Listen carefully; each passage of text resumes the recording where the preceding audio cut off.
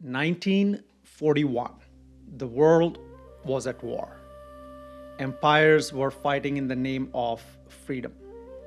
And then a document appeared, the Atlantic Charter.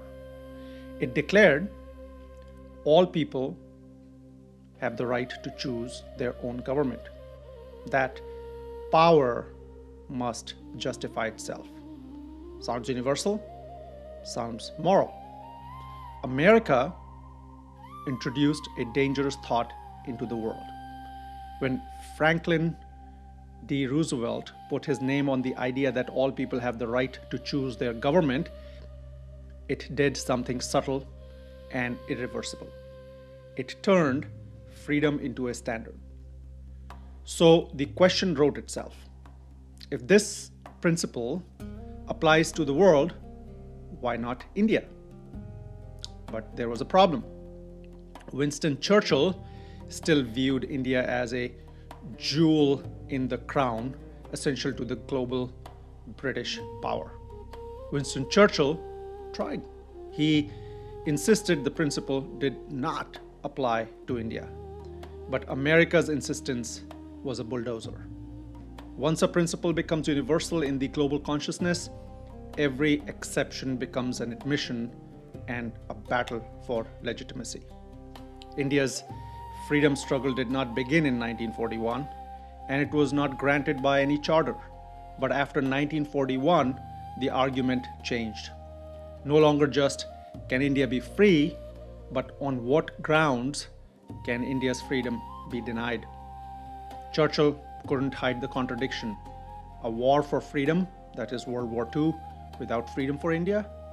A global principle, self-determination, but with imperial exceptions, not acceptable. The charter was signed by Franklin D. Roosevelt and Winston Churchill eventually. Indian leaders seized this moment, and within a year, the Quit India movement erupted. America did not free India, but it did something just as important. It changed the language of legitimacy.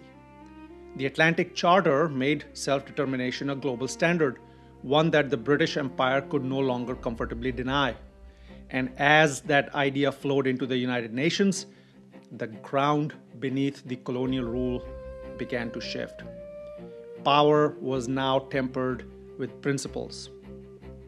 Empires don't fall only when they're defeated. They fall when they can no longer explain themselves. And in 1941, America helped make the British Empire harder to explain. That is America's quiet contribution. The delegitimization of the British Empire and real positive consequences for colonies like India. As an Indian American, I'm grateful for the Atlantic Charter. It didn't begin India's march to freedom, but it gave it momentum. Without it, the Quit India movement may still have risen, but not with the same moral force nor the same global echo.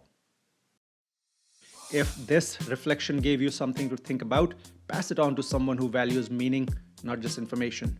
And subscribe to continue the conversation. Until next time.